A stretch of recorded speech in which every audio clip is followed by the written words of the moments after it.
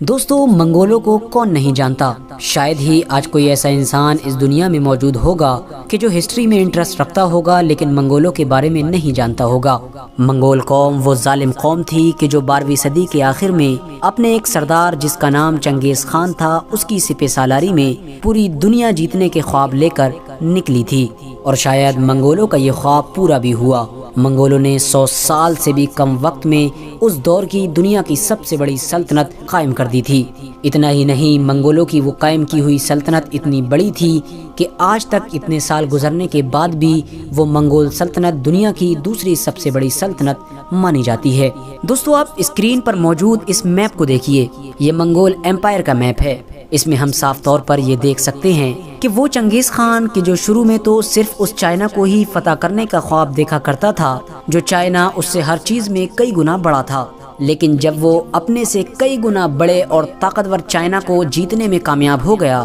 تو اس کے حوصلے اتنے زیادہ بلند ہو گئے کہ وہ چائنا سے سیدھا یورپ کی طرف نکل پڑا اور راستہ میں آنے والے ہر شہر کو فتح کرتا چلا گیا، ہر شہر میں تباہی مچاتا چلا گیا۔ اور پھر کچھ وقت کے بعد آخرکار وہ دن بھی آ گیا کہ جب چنگیز خان اور اس کی اولادوں کی محنت کی وجہ سے اس کی یہ سلطنت چائنا سے لے کر یورپ تک پھیل گئی، یعنی آسان لفظوں میں کہیں تو آدھی دنیا پر ان کا راج ہو گیا تھا، اور یہ سب کچھ ممکن ہو پایا تھا ان کی جنگلی اور ظالم قسم کی فوج کی وجہ سے۔ اس کی فوج اتنی ظالم تھی کہ وہ جس علاقے کو بھی جیت لیا کرتی تھی اس علاقے میں بھرپور تباہی مچا دیا کرتی تھی، شہر کو آگ لگا دی جاتی تھی، شہر میں رہنے والے کسی بھی انسان کو نہیں بخشا جاتا تھا، یہاں تک کہ بچے، بوڑھے، عورتوں پر بھی یہ لوگ رحم نہیں کیا کرتے تھے۔ بلکہ حیرانی کی بات تو یہ تھی کہ یہ جیتے گئے علاقے کے جانوروں تک کو نہیں بخشتے تھے، اور اس علاقے کے سارے کھیتوں، ساری ہریالیوں میں آگ لگا دیا کرتے تھے۔ یعنی یہ لوگ کسی بھی شہر کو اس مقصد سے نہیں جیتا کرتے تھے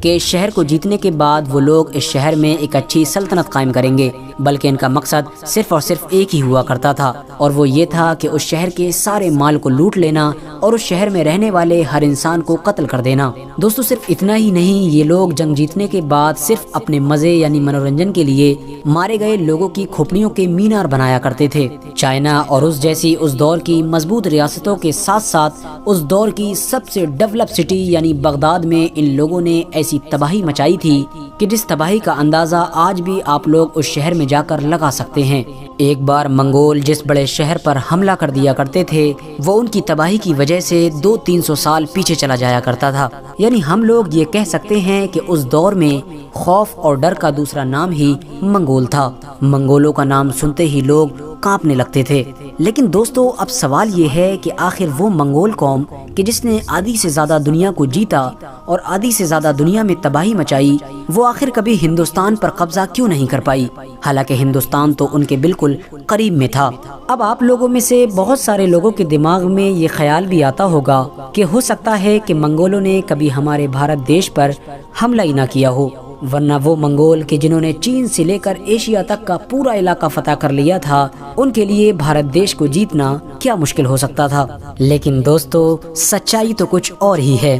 دنیا کی بڑی سے بڑی طاقتور اور بڑی سے بڑی امیر سلطنتوں کو اپنے قدموں پر جھکانے والے یہ منگول بھلا اس دیش کو کیسے چھوڑ سکتے تھے کہ جو اس دور میں اتنا زیادہ امیر تھا کہ اس کی امیری کی وجہ سے اسے سونے کی چڑیا کہا جاتا تھا، اور یہ دیش تھا ہمارا پیارا دیش یعنی بھارت۔ دوستو، ہندوستان کی بھرپور ہریالی اور مزیدار مسالے اور اس کی امیری کے بارے میں تو منگول قوم نے بہت پہلے سے ہی سن رکھا تھا، اور شاید یہی وجہ تھی کہ جب منگول تھوڑے سے ہی طاقتور ہو پائے تھے تب ہی سے انہوں نے لگاتار ہندوستان پر حملہ کرنا شروع کر دیا تھا۔ لیکن شاید یہ ہم ہندوستانیوں کی خوش قسمتی ہی تھی کہ پوری دنیا کو اپنے قدموں میں جھکا دینے والے یہ منگول کبھی ہمارے بھارت دیش پر قبضہ نہیں کر پائے، بلکہ جب جب ان لوگوں نے ہندوستان پر حملہ کیا تب تب انہیں بہت خطرناک ہار کا سامنا کرنا پڑا، اور ہمارا بھارت دیش ہمیشہ ان جانور اور ظالم قسم کے لوگوں سے محفوظ رہا۔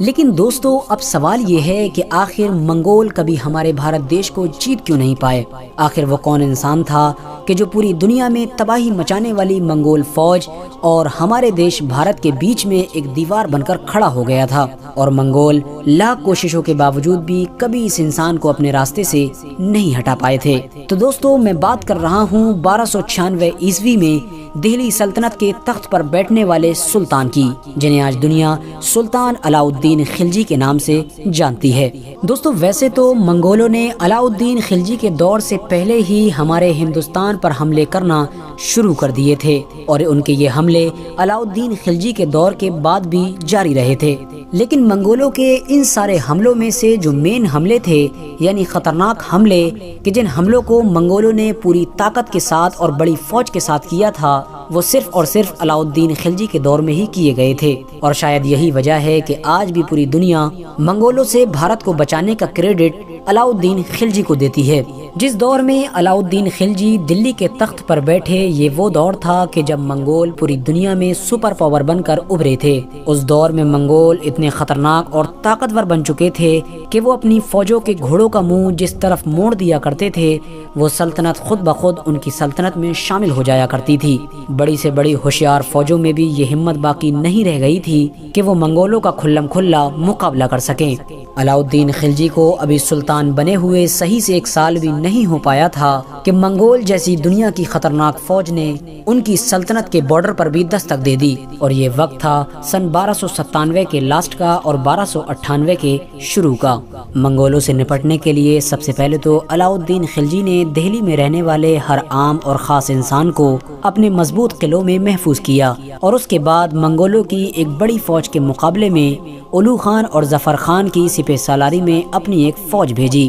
6 فروری 1298 یہ وہ دن تھا کہ جب منگول اور علاء الدین خلجی کی فوج میں بڑی زبردست جنگ ہوئی تھی، اور آخرکار اس جنگ میں خلجی فوج کو جیت نصیب ہوئی تھی، اور منگول جیسی طاقتور اور گھمنڈی فوج خلجیوں کے سامنے پیٹھ دکھا کر بھاگنے پر مجبور ہو گئی تھی۔ دوستو اس جنگ میں 20,000 سے زیادہ منگول فوجی مارے گئے تھے، اور ہزاروں کی تعداد میں ہی منگولوں کو قید کر کے دہلی لایا گیا تھا، اور منگولوں پر علاء الدین خلجی کی اس جیت کی وجہ سے ہندوستان کے لوگوں کا علاء الدین خلجی پر اور زیادہ بھروسہ بڑھ گیا تھا۔ دوستو اس جنگ کو ہسٹری میں بیٹل آف جلندر کے نام سے بھی جانا جاتا ہے، اور یہ ہسٹری میں منگولوں کا انڈیا پر سب سے بڑا اٹیک بھی مانا جاتا ہے، یعنی نہ تو اس سے پہلے کبھی منگولوں نے اتنا بڑا حملہ کیا تھا، اور نہ ہی کبھی بعد میں وہ اتنا بڑا حملہ کر سکے تھے۔ لیکن دوستو پوری دنیا جیتنے والی منگول فوج بھی آخر اپنی ہار کیسے برداشت کر سکتی تھی؟ اس نے جنگ ہارنے کے بعد فوراً دوبارہ تیاری شروع کر دی،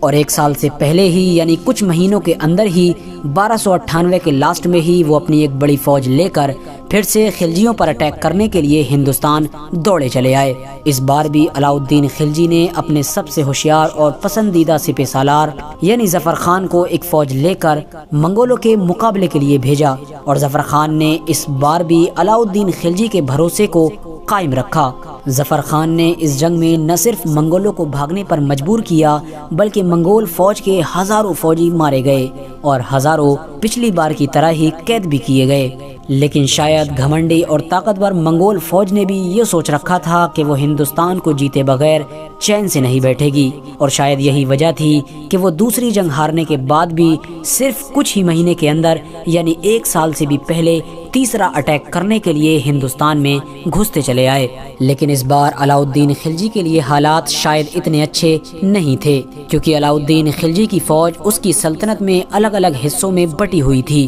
اور شاید یہی وجہ تھی کہ علاء الدین خلجی نے اپنے کمانڈر یعنی سپہ سالار ظفر خان کو یہ حکم جاری کیا تھا کہ جب تک میرا حکم تمہیں نہ ملے جب تک تم منگولوں پر اٹیک نہ کرنا، کیونکہ علاء الدین خلجی سمجھ چکے تھے کہ اس وقت منگولوں سے لڑنے کی بجائے انہیں صرف روکے رکھنا ہی بہتر ہوگا۔ لیکن ظفر خان نے علاء الدین خلجی کی بات کو نظر انداز کرتے ہوئے منگول فوج پر حملہ کر دیا۔ ظفر خان کا یہ حملہ اتنا زبردست تھا کہ کچھ گھنٹوں کے اندر ہی 5000 سے زیادہ منگول فوجی مارے گئے اور سینکڑوں فوجی قیدی بھی کر لیے گئے۔ لیکن فوج کم ہونے کی وجہ سے خلجی فوج منگولوں کا پرانا والا حال نہیں کر پائی، اور شاید یہی وجہ تھی کہ خلجی یہ جنگ جیتنے میں تو جیسے تیسے کامیاب ہو گئے تھے، لیکن اس جنگ میں انہوں نے اپنے قیمتی خزانے کو گنوا دیا تھا، یعنی اس جنگ میں ظفر خان شہید ہو گئے تھے۔ بھارت میں بار بار ہارنے کے باوجود بھی منگول چین سے نہیں بیٹھے۔ 3 بار لگاتار خلجی سے ہارنے کے باوجود بھی 1303 میں انہوں نے چوتھی بار اٹیک کیا، اور کہا جاتا ہے کہ اس بار تو منگول فوج نے بڑی چالاکی سے کام لیا اور بھارت بھارت کے اندرونی راستوں سے ہوتے ہوئے دہلی تک جا پہنچے، لیکن دہلی تک پہنچ جانے کے باوجود بھی منگول کامیاب نہ ہو سکے اور آخرکار منگولوں کو ایک بار پھر علاؤالدین خلجی کے سامنے گھٹنے ٹیکنے پر مجبور ہونا پڑا تھا۔ اس کے بعد 1305 میں خلجی سلطنت پر منگولوں کی طرف سے 5واں اٹیک کیا گیا۔ خلجی نے اس بار بھی بڑی زبردست تیاری کر رکھی تھی۔ ایک بار پھر خلجی اور منگولوں کے بیچ امروہہ میں ایک بڑی زبردست جنگ لڑی گئی اور اس جنگ میں بھی ہمیشہ کی طرح منگولوں کو ہار کا سامنا ہی کرنا پڑا۔ یعنی کل ملا کر ہم یہ کہہ سکتے ہیں کہ علاؤالدین خلجی کے دور میں منگولوں نے ہندوستان پر قبضہ کرنے کی بھرپور کوشش کی تھی، لیکن وہ ہر بار ہی ناکام ہوئے تھے۔ یعنی ہمارے بھارت دیش کو منگولوں سے ہمیشہ محفوظ رکھنے کا کریڈٹ صرف اور صرف سلطان علاؤالدین خلجی کو ہی جاتا ہے۔ مگر افسوس آج کے دور میں کچھ فرضی کہانی اور موویز کے ذریعے سے اس بہادر اور ہوشیار اور عظیم الشان سلطان کو ایک عیاش اور قاتل بادشاہ کے طور پر دکھانے کی کوشش کی جاتی ہے، اور بدقسمتی سے کچھ لوگ ان لوگوں کے بہکاوے میں بھی آ جاتے ہیں۔ ایسے لوگوں سے میری ریکویسٹ ہے کہ وہ لوگ موویز کی بجائے ہسٹری کی پرانی سے پرانی بکس پڑھنے کی کوشش کریں۔ فی الحال دوستو آج کی اپنی ویڈیو کو ہم یہیں پر ختم کرتے ہیں۔ ویڈیو پسند آنے پر نہ صرف ویڈیو کو لائک کریں بلکہ اپنے فرینڈز کے ساتھ بھی ضرور شیئر کریں، اور اسی طرح کی ویڈیو ہمیشہ دیکھنے کے لیے ہمارے چینل کو سبسکرائب کر کے ساتھ ہی میں بیل آئیکن کو بھی پریس کر دیں۔